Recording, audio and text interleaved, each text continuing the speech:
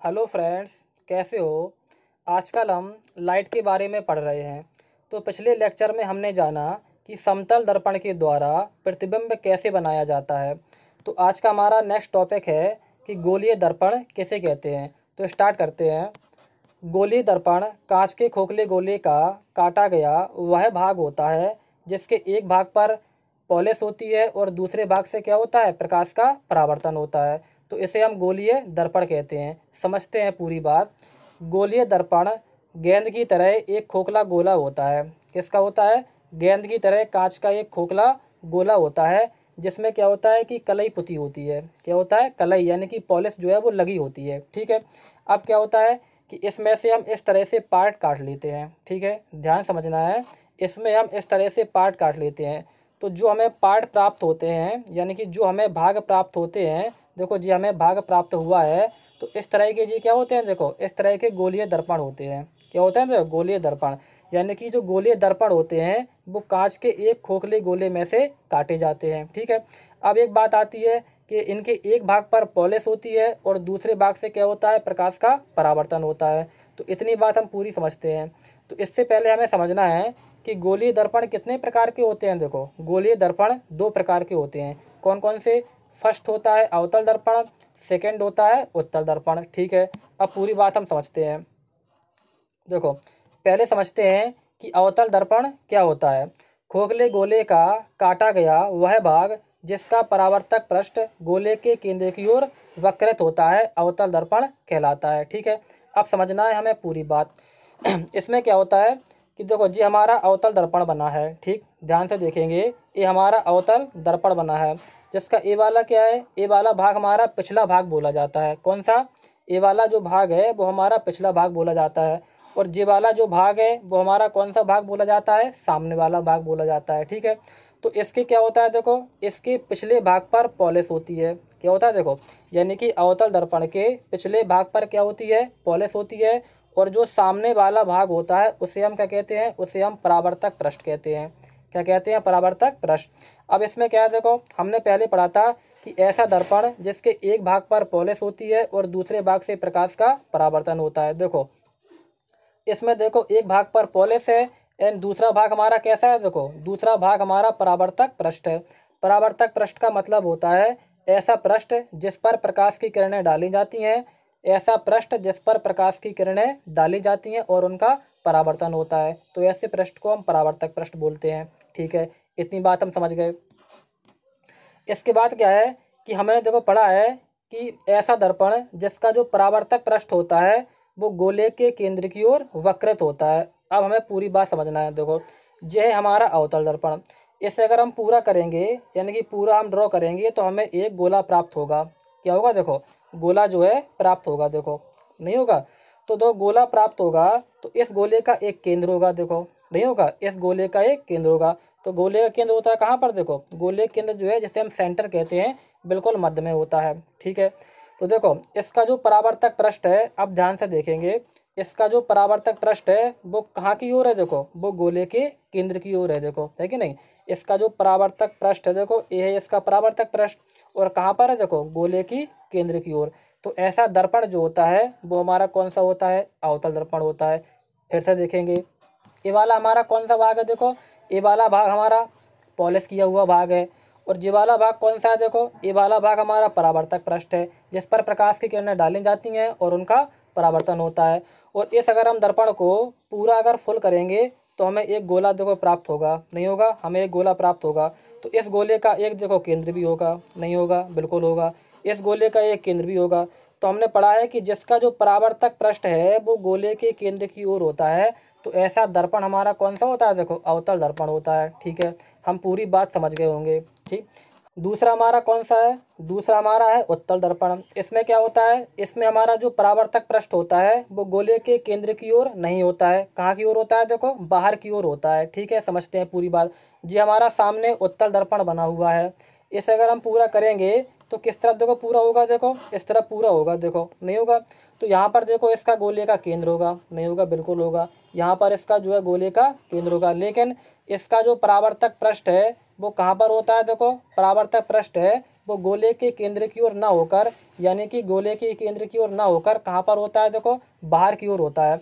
तो जिसका परावर्तक पृष्ठ बाहर की ओर होता है तो ऐसा दर्पण हमारा कौन सा होता है, उत्तल दर्पण होता है। ठीक, इतनी बात हम समझ गए होंगे।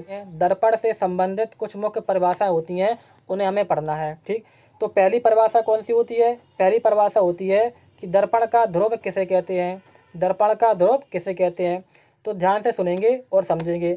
दर्पण के परावर्तक पृष्ठ के मध्य बिंदु को दर्पण का ध्रुव कहते हैं और इसे हम P से प्रदर्शित करते हैं। दर्पण के परावर्तक पृष्ठ के मध्य बिंदु को दर्पण का ध्रुव कहते हैं और इसे हम P से प्रदर्शित करते हैं। पूरी बात समझेंगे। ठीक है, देखो ये बना हुआ है हमारा अवतल दर्पण और ये बना हुआ है हमारा उत्तल दर्पण। तो इनका परावर्तक पृष्ठ देखो कहाँ की ओर है, देखो इसका जो परावर्तक पृष्ठ है देखो वो इस ओर है और इसका जो परावर्तक पृष्ठ है वो कहाँ की ओर है, देखो इस ओर है। तो ध्यान से समझेंगे, जो परावर्तक पृष्ठ होते हैं उनका जो मध्य बिंदु होता है, ध्यान से देखेंगे, जो परावर्तक पृष्ठ होते हैं या परावर्तक तल कह दो उन्हें, उनका जो मध्य बिंदु होता है देखो ए वाला पॉइंट और यहाँ का देखो जो ए वाला पॉइंट। तो जो मध्य बिंदु होते हैं उन्हीं को हम क्या कहते हैं, दर्पण के ध्रुव कहते हैं। ठीक है, और हम इसे किससे करते हैं प्रदर्शित, इसे हम P से डिनोट करते हैं। ठीक, हमें ध्यान रखना है। नेक्स्ट हमारा टॉपिक क्या है, नेक्स्ट हमारा टॉपिक है कि दर्पण का वक्रता केंद्र किसे कहते हैं। नेक्स्ट क्या है, दर्पण का वक्रता केंद्र किसे कहते हैं, तो ध्यान से समझेंगे। ठीक है, गोली दर्पण कांच के जिस खोखले गोले का भाग होता है उस गोले के केंद्र को दर्पण का वक्रता केंद्र कहते हैं और इसे C से प्रदर्शित करते हैं। ठीक, पूरी बात समझते हैं। देखो ये बना हुआ है हमारा अवतल दर्पण, ये बना हुआ है हमारा उत्तल दर्पण। तो हमें पता है कि जो अवतल दर्पण होगा वो किसी न किसी गोले का एक भाग होगा, देखो नहीं होगा। जो हमारा अवतल दर्पण और हमारे जो उत्तल दर्पण होंगे वो किसी न किसी एक गोले के भाग होंगे, बिल्कुल होंगे। देखो क्यों होंगे, देखो क्योंकि हमने इनको एक गोले से ही काटा है। किससे काटा है, देखो गोले से ही काटा है, तो गोले के भाग बिल्कुल होंगे। तो गोले के भाग हैं तो उसी गोले के केंद्र को, ध्यान समझेंगे, उसी गोले के केंद्र को जिस जो है गोले के भाग होते हैं तो उसी गोले के केंद्र को हम क्या कहते हैं, देखो वक्रता केंद्र कहते हैं। क्या कहते हैं, वक्रता केंद्र होते हैं। हमें पता है कि प्रत्येक गोले का एक केंद्र होता है। तो ए भी गोले से काटे गए हैं, ए भी गोले से काटा गया है तो इसका भी देखो एक जो है केंद्र होगा। ठीक, बिल्कुल होगा। तो इसी को हम क्या कहते हैं, इसी को हम वक्रता केंद्र कहते हैं। और हम इसे किससे करते हैं प्रदर्शित, इसे हम C से प्रदर्शित करते हैं, हमें ध्यान रखना है। ठीक है, नंबर 3 परिभाषा हमारी है कि दर्पण की मुख्य अक्ष क्या होती है। समझते हैं ध्यान से। दर्पण के ध्रुव तथा वक्रता केंद्र से होकर जाने वाली सीधी रेखा दर्पण की मुख्य अक्ष कहलाती है। समझते हैं पूरी बात। देखो ये हमारा अवतल दर्पण, ये हमारा उत्तल दर्पण। तो ये हमारा देखो दर्पण का ध्रुव जिसे हम P कहते हैं और देखो ये हमारा देखो अवतल दर्पण का वक्रता केंद्र जिसे हम C कहते हैं और ये हमारा उत्तल दर्पण का ध्रुव और ये हमारा उत्तल दर्पण का वक्रता केंद्र। ठीक है, तो हमने पढ़ा है कि दर्पण के ध्रुव और वक्रता केंद्र को मिलाने वाली जो सीधी रेखा होती है वो क्या होती है, देखो मुख्य अक्ष होती है। तो मिलाते हैं, देखो ए हमारा ध्रुव, ए हमारा वक्रता केंद्र। तो इनको मिलाने वाली जो सीधी रेखा होती है, इनको मिलाने वाली जो सीधी रेखा होती है ए वाली यानी कि जो हमने बनाई है ये क्या होती है, मुख्य अक्ष होती है। क्या होती है, मुख्य अक्ष। यानी कि जो रेखा हमने अभी बनाई है दर्पण के ध्रुव और वक्रता केंद्र से होकर जाने वाली जो सीधी रेखा, दर्पण के ध्रुव और वक्रता केंद्र से होकर जाने वाली जो सीधी रेखा होती है वो क्या होती है, दर्पण की मुख्य अक्ष होती है। इतनी बात हम समझ गए होंगे। ठीक है, आगे बढ़ते हैं। नेक्स्ट हमारी परिभाषा कौन सी है, नेक्स्ट हमारी परिभाषा है नंबर 4 की वक्रता त्रिज्या किसे कहते हैं। ध्यान से देखेंगे, वक्रता त्रिज्या किसे कहते हैं। अब देखो नाम से ही देखो यह क्या है, देखो वक्रता त्रिज्या, वक्रता त्रिज्या, गोले की त्रिज्या, गोले की त्रिज्या। ठीक है, तो देखो ये हमारा अवतल दर्पण, ये हमारा उत्तल दर्पण। हमें पता है कि हर एक गोले की त्रिज्या होती है, हमें पता है कि हर एक गोले की त्रिज्या होती है। तो ये अवतल दर्पण है, ये भी देखो एक गोले से काटा गया है। हमारा उत्तल दर्पण है, ये भी देखो एक गोले से काटा गया है। तो इसका भी एक सेंटर होगा, इसका भी एक सेंटर होगा। तो ध्यान देना है कि दर्पण के ध्रुव यानी कि दर्पण के ध्रुव और जो वक्रता केंद्र होती है उनके बीच की जो दूरी होती है उसे हम क्या कहते हैं, वक्रता त्रिज्या कहते हैं। क्या कहते हैं, वक्रता त्रिज्या। यानी कि दर्पण के ध्रुव और दर्पण के वक्रता केंद्र के बीच की जो दूरी होती है उसे हम क्या कहते हैं, वक्रता त्रिज्या कहते हैं। हमें पता है कि गोले की जो परिधि होती है और उसका जो केंद्र होता है उस तक की जो दूरी होती है वो क्या होती है, वक्रता त्रिज्या। इस तरह क्या है, देखो ये हो गई हमारी परिधि, ये हो गया हमारा केंद्र, तो इसके बीच की जो दूरी होगी इसे हम क्या कहेंगे, देखो त्रिज्या कहेंगे। और ध्यान रखना है कि त्रिज्या को हम किससे करते हैं प्रदर्शित, आर से करते हैं। किससे करते हैं, आर से, क्योंकि इसे हम रेडियस कहते हैं। क्या कहते हैं, रेडियस। इतनी बात हम समझ गए होंगे। नेक्स्ट हमारी नंबर 5 परिभाषा है कि मुख्य फोकस किसे कहते हैं।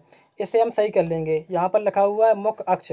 मुख्य अक्ष ना होकर कौन सी परिभाषा है हमारी, मुख्य फोकस परिभाषा है। ठीक है, तो पहले परिभाषा सुनेंगे ध्यान से।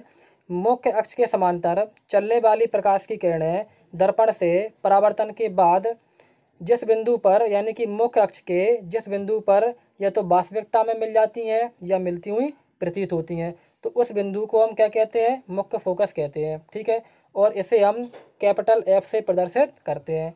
किससे करते हैं, तो कैपिटल एफ से प्रदर्शित करते हैं। समझते हैं पूरी बात।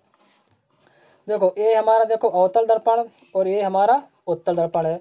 तो उसमें लिखा है कि मुख्य अक्ष के समांतर चलने वाली प्रकाश की किरणें।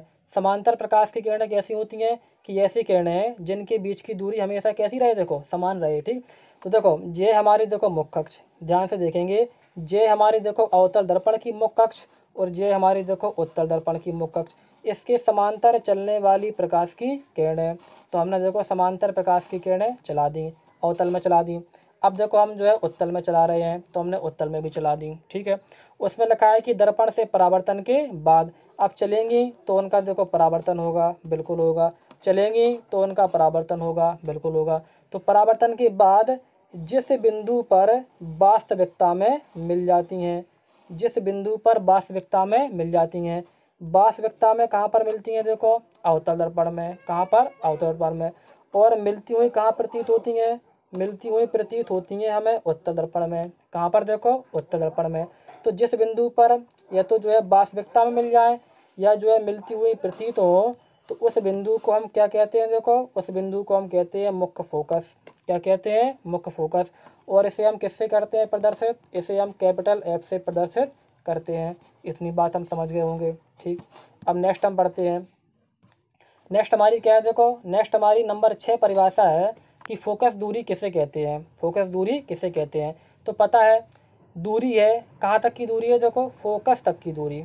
कहाँ तक की दूरी, फोकस तक की दूरी। तो क्या होगा कि दर्पण के ध्रुव से फोकस बिंदु यानी कि मुख्य फोकस तक की जो बीच की दूरी होती है उसे हम क्या कहते हैं, देखो फोकस दूरी कहते हैं। समझते हैं पूरी बात। देखो ये हमारा दर्पण का ध्रुव, ये क्या है, देखो हमारा दर्पण का ध्रुव, ये हमारा अवतल दर्पण का ध्रुव और ये हमारा देखो उत्तल दर्पण का ध्रुव। ठीक है, तो दर्पण के ध्रुव से फोकस बिंदु यानी कि मुख्य फोकस, दर्पण के ध्रुव से मुख्य फोकस तक की जो बीच की दूरी होती है, तक की जो बीच की दूरी होती है, हम दोनों में कंपैरिजन करा के चल रहे हैं। ठीक है, ध्यान से देखना है। यानी कि इनके बीच की जो दूरी होती है, इनके बीच की जो दूरी होती है, इस दूरी को कौन सी वाली, देखो इस दूरी को, इस दूरी को हम क्या कहते हैं, देखो फोकस दूरी कहते हैं। क्या कहते हैं, फोकस दूरी कहते हैं। और इसे हम किससे करते हैं, देखो प्रदर्शित स्मॉल एफ से हम प्रदर्शित करते हैं। इतनी बात हम समझ गए होंगे। ठीक है, और हमें एक बात विशेष ध्यान देना है कि प्रत्येक दूरी को, ध्यान से सुनेंगे, प्रत्येक दूरी को हम कहाँ से नापेंगे, देखो प्रत्येक दूरी को हम दर्पण के ध्रुव से नापेंगे। कहाँ से नापेंगे, देखो हम दर्पण के ध्रुव से नापेंगे। इतनी बात भी हमें कॉपी में नोट रख लेना है कि प्रत्येक दूरी को हमें दर्पण के ध्रुव से मापना है। कहाँ से मापना है, देखो दर्पण के ध्रुव से। ठीक है, नंबर 7 में कौन सी परिभाषा आती है, देखो नंबर 7 परिभाषा आती है कि फोकस तल किसे कहते हैं। कौन सी आती है, फोकस तल किसे कहते हैं। तो पढ़ते हैं पहले, क्या लिखा हुआ है। दर्पण के मुख्य अक्ष के अभिलंबत तथा मुख्य फोकस से होकर जाने वाला तल दर्पण का फोकस तल कहलाता है। देखो कौन सा, देखो एक तो वो मुख्य अक्ष के अभिलंबत हो, कैसा हो, देखो मुख्य अक्ष के अभिलंबत यानी कि मुख्य अक्ष से 90 अंश के कोण पर हो। ठीक है, और दूसरी बात कि वो फोकस बिंदु से होकर जाना चाहिए। कहाँ से, देखो फोकस बिंदु से होकर जाना चाहिए। समझते हैं पूरी बात। देखो जे हमारा अवतल दर्पण, फिर से कह रहे हैं कि हम कंपैरिजन करा रहे हैं दोनों में।